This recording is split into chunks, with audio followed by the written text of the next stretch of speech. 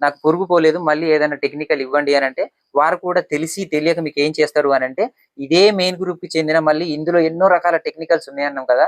దీంట్లోకెళ్ళి ఇంకోటి ఏదో టెక్నికల్ మార్చి ఇస్తారు.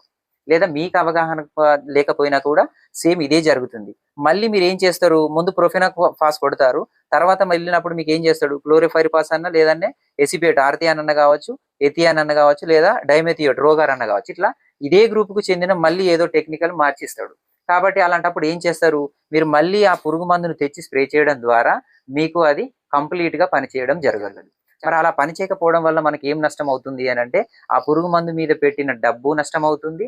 ఎట్ ద సేమ్ టైమ్ సమయం వృధా అవుతుంది. అట్ ద సేమ్ టైమ్ మనకు శ్రమ కూడా వృధా అవుతుంది.